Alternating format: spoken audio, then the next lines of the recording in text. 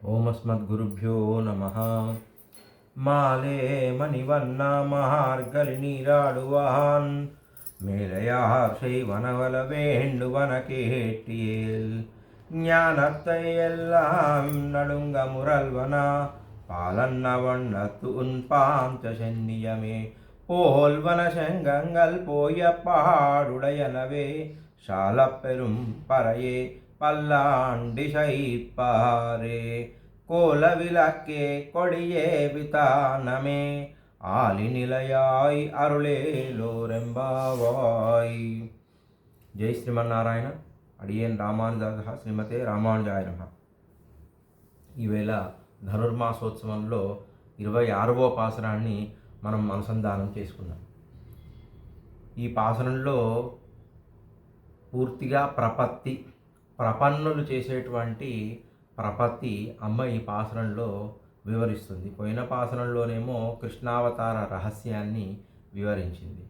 ఈ పాసరంలో ప్రపత్తి అనగా ప్రపన్నులు చేసే కార్యం ఏంటంటే మనము కర్మ సన్యాసం చేయడం కాదండి కర్తవ్యము, కర్మలను ఆచరించాలి, శిష్టాచారములను ఆచరించాలి. ఆ ఆచరించేది భగవంతుడు మనను పరికరముగా చేసుకొని ఆయన ప్రీతి కొరకు ఆయన మనతోని చేయిపిస్తున్నాడు అనే భోక్తృత్వ భావంతో పరమాత్మను సేవించడం. మనంతట మన ప్రయత్నం కాదు, ఆయననే మనను ఒక పరికరముగా చేసి మనతోని పని చేయించి సంతోషపడేవాడు. మనం కాదు సంతోషపడం, ఆయనకు సేవ చేస్తే మనకు కాదు సంతోషం, మనతోని సేవ చేయించుకోవడం వల్ల ఆయననే సంతోషపడేటువంటి వాడు అని పరమాత్మ అని తెలుసుకొని ఉన్నటువంటి శిష్టాచార సంపన్నులు ప్రపన్నులు. వారు చేసేదే ప్రపత్తి అంటే పూర్తి స్థాయి శరణాగతి. ఈ పాసనంలో ముందుగా మాలే మణివన్న, పోయిన పాసనంలోనేమో నెరుపెన్న నిండ్ర నెడుమాలే అని అమ్మ చెప్పింది. ఈ పాసనంలో మాలే అంటే ఆశ్రిత వ్యామోహం కలిగినటువంటి స్వామి అని చెప్పి ముందుగా కీర్తిస్తుంది. ఆలి నిలయాయ్, ఓ వటపత్రశాయి అని కూడా అంటుంది. అయితే ఆశ్రిత వ్యామోహం పోయిన పాసరంలో కూడా చెప్పారండి, ఆశ్రిత వ్యామోహం. మళ్ళీ ఈ పాసరంలో ముందుగానే ఆశ్రిత వ్యామోహం చెప్పడం యొక్క ఉద్దేశం తెలుసుకుందాం. పోయిన పాసరంలో ఒలిత్తు వలర, అక్కడ దేవకి గర్భంలో జన్మించి యశోద దగ్గరికి వచ్చి దాక్కొని పెరగడం అన్నారు కదా, ఆ దాక్కోవడం కూడా పరమ వాత్సల్యం అని చెప్పి దీంట్లో ముందుగా వాత్సల్యాన్ని ఉటంకిస్తుంది అమ్మ. దాక్కోవడం అంటే దీంట్లో ఉద్దేశం ఏంటంటే ప్రతి మనిషిలో మనం అంతకుముందుకు పాసనంలో కార్యకారణ సంబంధంగా మనం చెప్పుకున్నాం. కార్యరూపం దాల్చినప్పుడు ప్రకృతి అచేతనమైనటువంటి వస్తువు పెద్దగా ఉండి దాంట్లో ఒక చేతనమైనటువంటి వస్తువు ఉండి దానిపైన పరమాత్మ ఉంటాడు. అదేవిధంగా కార్యరూపంలో మనం శరీరాన్ని తీసుకొని శరీరంలో అంతర్భాగంగా ఆత్మ ఉండి ఆత్మ పైన పరమాత్మ దాక్కొని ఉన్నాడట.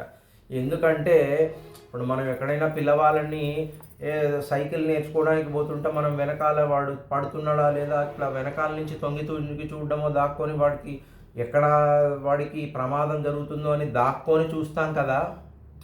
వాడికి కోపం వచ్చింది, ఏదో అన్ని విసిరేస్తున్నాడు, వాడికి మనం ఎదురుగా కనబడితే కోపం, అందుకని మనం దాక్కొని వీడేమన్నా ప్రమాదంలో ఉన్నాడని చూస్తాం కదా. అంత వ్యామోహం తనನ್ನು ఆశ్రయించినటువంటి వారిపైన పరమాత్మ వ్యామోహంతో లోపల దాక్కొని మనల్ని పర్యవేక్షిస్తున్నాడట. అంతటి ఆశ్రిత వత్సలుడు, ఆశ్రిత వ్యామోహం, ఆశ్రయించినటువంటి వారి పట్ల వ్యామోహం కలిగినటువంటి పరమాత్మ అని ముందుగా సంబోధిస్తున్నారు. అంటే వీరు పోయారు, కృష్ణ పరమాత్మ సింహాసనం మీద కూర్చున్నారు. సింహాసనం మీద కూర్చున్న తర్వాత పోయిన పాసనంలో కృష్ణ బాగా స్తుతించారు, మంగళాశాసనం చేశారు, తర్వాత స్తుతించారు. ఆయన మీకేం కావాలి, మరి మీరు ఏదో ఆశించి వచ్చినట్టున్నారే అంటే ఆ పరానే ఆ వాద్యం ఇస్తే ఇవ్వు లేకుంటే లేదు, కానీ నిన్ను చూడ్డానికే వచ్చామని చెప్పారు. మళ్ళీ ఇప్పుడు ఆయన లేదండి ఇంకా మీ యొక్క ఉద్దేశం నాకు క్లారిటీ రాలేదు. అసలు మీ ఉద్దేశం ఏంటి అంటే, అయ్యా నిన్ను కలవడానికి చాలా ప్రతిబంధకాలు ఉండే. గ్రామంలో పెద్దలందరూ పల్లెలో నిన్ను కలవడానికి ఆంక్షలు పెట్టిండు. కానీ ఎప్పుడైతే వర్షాలు పడట్లేదో ఆ వర్షాలు పడడం కోసం వ్రతం చేయమని మమ్మల్ని మళ్ళీ నిన్ను కలవమని చెప్పి ఆ వ్రతానికి కావలసిన పరికరాలు కావాలి, వ్రతం ఎలా చేయాలో మన కొంటకృష్ణుడికి తెలుసు అని చెప్పి మళ్ళీ నీతోని కలిసేటువంటి అవకాశం కల్పించారు కదా. అంతే కానీ వారికి కావలసిన పరికరాలు నువ్వు వసంగవలసింది అని చెప్పి దీంట్లో అడుగుతున్నారు. అయితే మీరు చేసేటువంటి వ్రతానికి ఏమైనా ప్రమాణం ఉందా? అదేమన్నా వేదం ఒప్పుకుంటుందా? అసలు వర్షం పడడానికి మీరు చేసే పని ఏంటి? మీకు ఏ పరికరాలు కావాలి? అది ప్రమాణమా అని అడిగితే అప్పుడు మాలే మణివన్న ఓ ఆశ్రిత వ్యామోహం కలిగినటువంటి వాడా అంటే వీళ్ళు చెప్తున్నారు. వీళ్ళు పోయి చూసేసరికి వీళ్ళు పాపం ఎప్పుడో ఆ అర్ధరాత్రిని మొదలుపెట్టి ఒక్కొక్క గోపుగలను లేపుకుంటూ శ్రీకృష్ణ పరమాత్మను చూడడానికి వచ్చేసరికి అంటే వీళ్ళకి ఆయనను చూడాలన్న ఆతృత, కానీ అక్కడికి పోయేసరికి ఆయననే వీరి కోసం కనిపెట్టుకొని ఉన్నాడు. ఎప్పుడు వీళ్ళు వస్తారా, వీళ్ళని నేను ఎప్పుడు చూడాలా అని. అంటే వీళ్ళు పోయేసరికి ఆయన ముఖంలోనే మనం ఎవరన్నా బంధువులు వస్తున్నారంటే ఇప్పుడు ఎవరు దూరం నుంచి మనకు బాగా ఇష్టమైన వాళ్ళు వస్తున్నారంటే ఆతృతతోని వాళ్ళు ఎప్పుడు వస్తారు ఇంకా రావట్లేదా, ఇంకా ఎంతసేపు అని మనం ఫోన్ చేస్తున్నాం కదండి. ఇప్పుడు ఆయన కూడా వీళ్ళు ఇంకా రావట్లేదు అసలు అయితే నేనే వారి దగ్గరికి పోవాలి, కానీ వాళ్ళు ప్రయాణం మొదలుపెట్టిండ్రు, పోనీ వాళ్ళు వచ్చే వరకు వెయిట్ చేద్దాం, ఇంకా రావట్లేదా అని అత్యంత వ్యామోహంతో ఈయననే వారి కోసం ఎదురు చూస్తున్నాడంటే అంతటి వ్యామోహం కలిగినటువంటి వాడా మణివన్న అంటే మణి వలె స్వభావం కలిగినటువంటి వాడా, మణి కాంతి వంటి శరీరం కలిగినటువంటి వాడా. అంటే మణి కాంతి శరీరాన్ని పోల్చడం అమ్మ, మణి బాగా కాంతిని ఇస్తుందండి. ఆ కాంతి మణికి ఉపయోగపడుతుందా, మన దాన్ని చూసేవాడికా? ఆ మణికాంతి మనకేం ఉపయోగపడదు, కానీ దాన్ని అనుభవించేవాడికి ఉపయోగపడుతుంది. అదేవిధంగా పరమాత్మ పాపం తన కోసం తానేం ఉపయోగపడట, తాను ఉన్నది మన కోసమట. అందుకని మణివన్న మళ్ళీ స్వభావం కూడా చెప్తున్నారు. ఎటువంటి స్వభావం అంటే మనకు ఒక ఉంగరం ఉందండి, చాలా విలువైన ఉంగరం.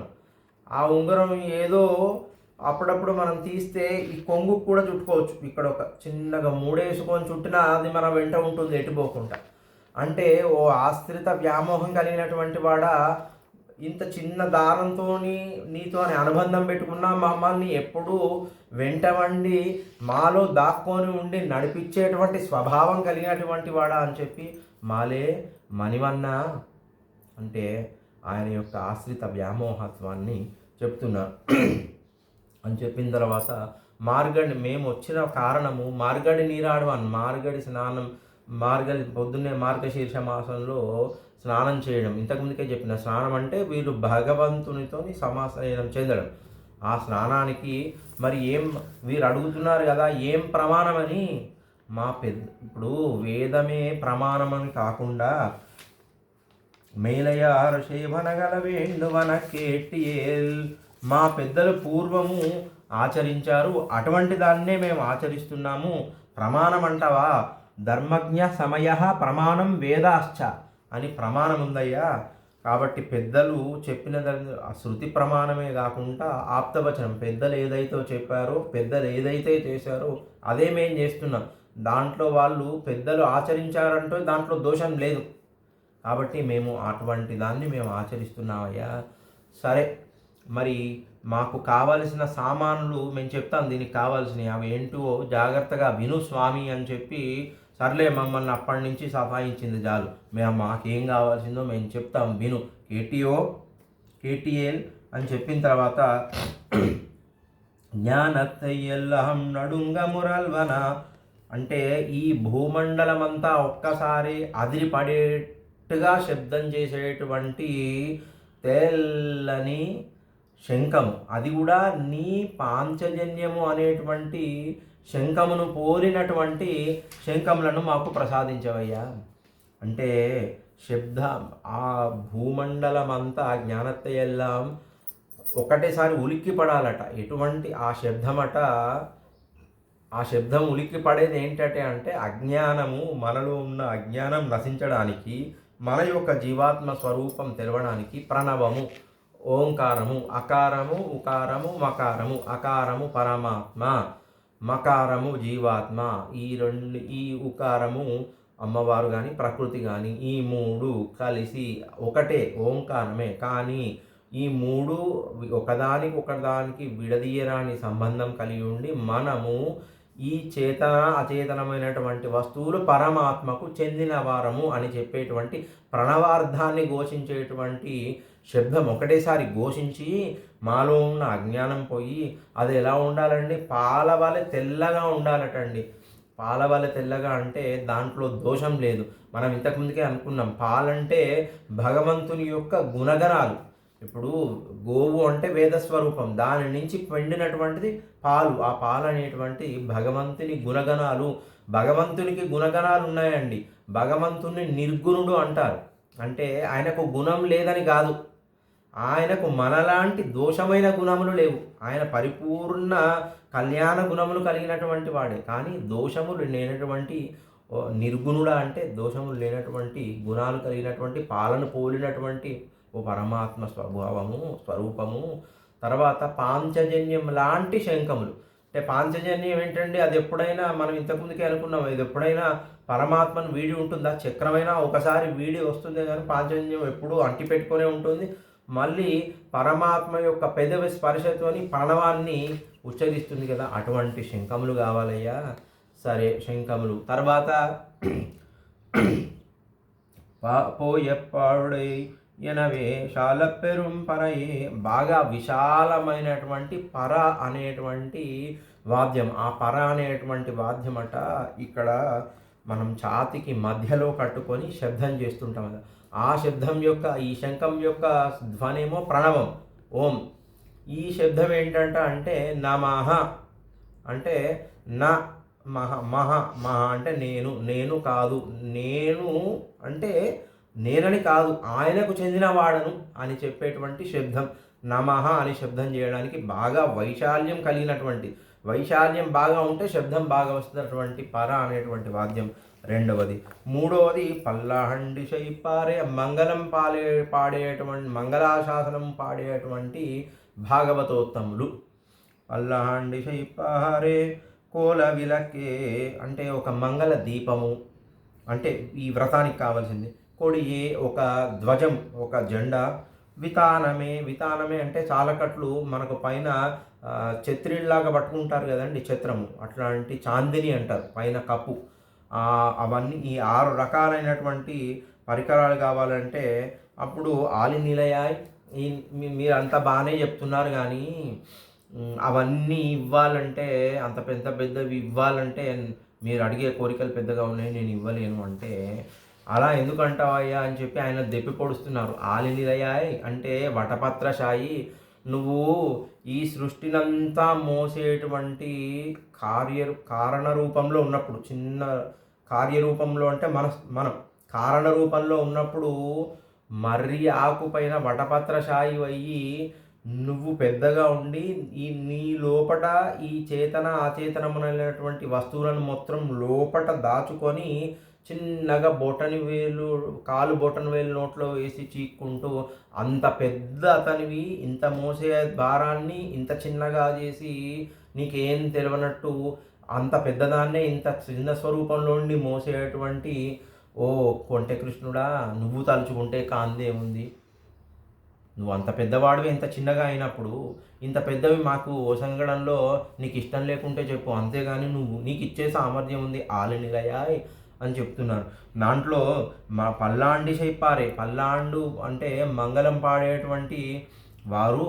దాని తర్వాత మంగళాన్ని సూచించేటువంటి దీపము. కొడియే ధ్వజము ఎందుకంటే మనం చెప్పాం ఇంతకుముందుకే, ధ్వజస్తంభం ఎందుకు ఉంది అంటే ఇక్కడ భగవంతునికి కైంకర్యం జరుగుతుంది అని చెప్పడం.